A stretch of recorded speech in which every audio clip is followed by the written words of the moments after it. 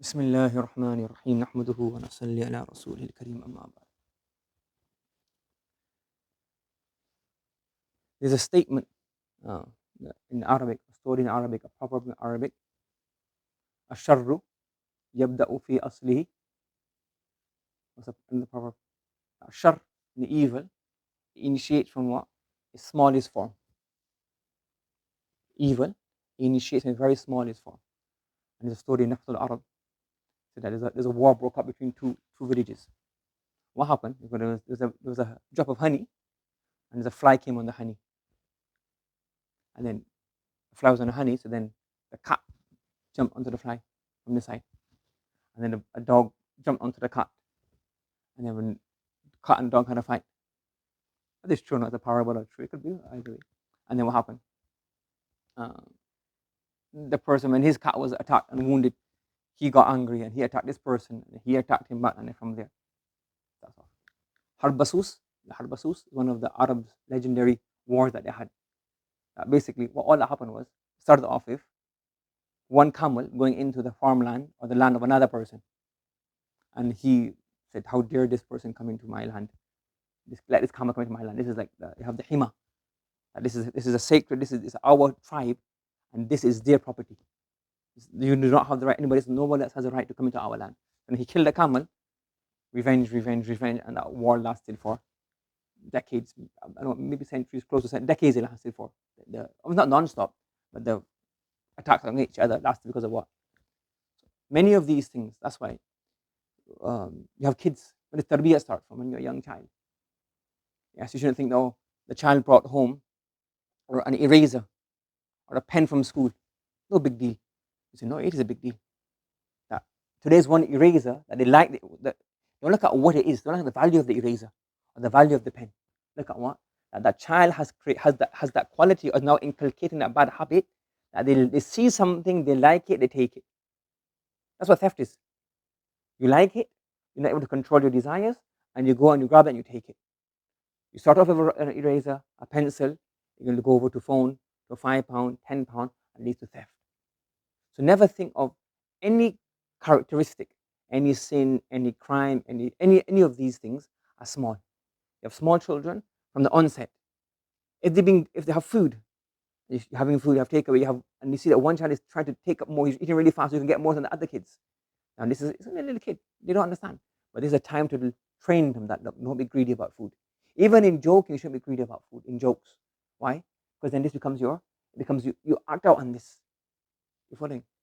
All of these things.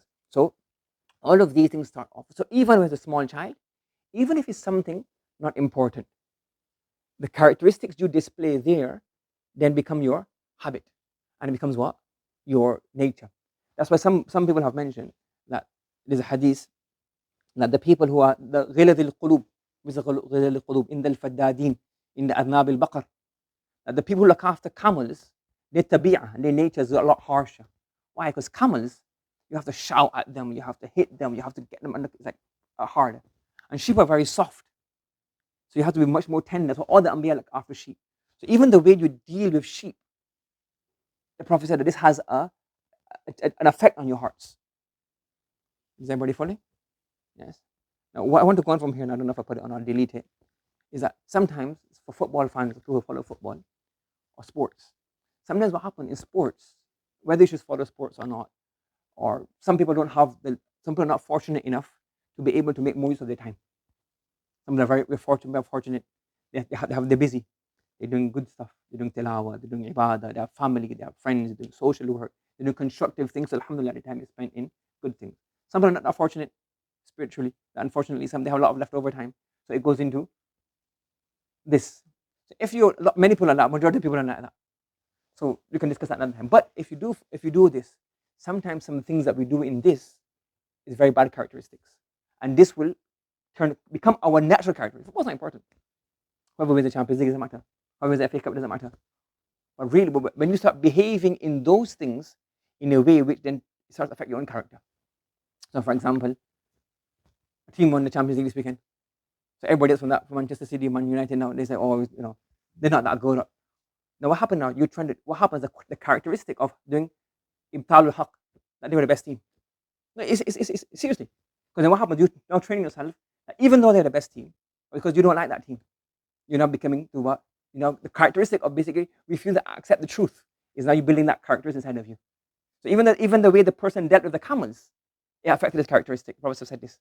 So when you keep on saying, no, they're not good, or you make excuses, or no, they're really this, and they had an easy round, or that, whatever you want to say, what happens now? You kind of reject. So what happens?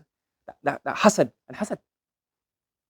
So again, you might think that this is like, this is over the top, but it's true. When you have like, I don't want them to win. I don't care who wins. That characteristic creeps into you. And now in life, it's like, that you're now training yourself to do that. The same way the kid was stealing erasers and pencils, which are very minute. This is just extra. This has nothing to do with your real life. It's nobody. But now you've learned that quality. You start doing that, practicing that. Now when you see something, you start like, I don't ever use it. Somebody else, like, you hate on other people just for the sake of it, because they don't like them. Qawmiya, asabiya. These things creep into us. We don't realize it. So even though football is nothing, cricket is nothing, basketball is nothing, these have nothing, but the way those people who follow these and who participate in these and who like follow this, sometimes these bad qualities creep into you because of this. You understand? So don't take it lightly. If you want to follow it and just do it, then that's maybe, you're not making best use of your time, but okay. But then don't let these things come into you. Don't be jealous of another team. If they win, say yes, they're a good team, they're the better team. Just so that you learn to accept that. Don't get hasad inside of you, because in here, it creep into your real life. Rejecting somebody's fadila is you're going to reject in your own life. Then you say, well, you're doing it right now, something that's absolutely useless, has no bearing on real life. But it creeps into your habit. And when it comes to real life, you become jealous of somebody who's more rich than you, and that burns you up. So like simple, like if the Man United fans were all burning out this weekend because somebody else winning, yes, what's going to happen now? Then if you get that quality inside of you, what's going to happen? Then you'll burn up other things. You have two friends at school and one becomes more rich than you. You never train yourself like, what? Alhamdulillah, that's, he got something good, fine. Then that quality that you learned from football, you come in here, you say, oh, why you get a good job?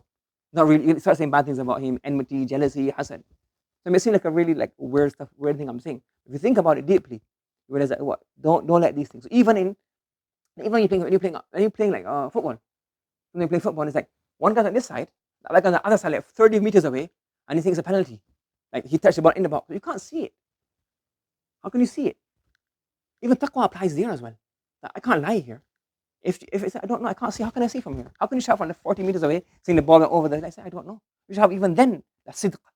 Like playing football, and you say, what? He did touch my hand. I didn't do it intentionally, but then you guys decide, but he touched my hand. Sakhaban fil aswaq. Brother, sakhaban fil aswaq. When you play football, don't argue and shout. Just say, look, it touched my hand. I didn't intend it. Now you guys, up to let's see what happens. I don't know. You guys do it, penalty or not. It's not you're not getting reward you're not getting paid for the football. But the habit of being truthful and honest, it comes in football. It comes in cricket. It comes in It comes in Monopoly. It comes in Scrabble. Like if you say, okay, Monopoly, you didn't put the full rent. It's only a game. But it's like the habit of like, someone say I'm really screwy, really nerdy. But like don't lie. Even in there, you shouldn't be lying. Did you pay me? I pay him the full rent.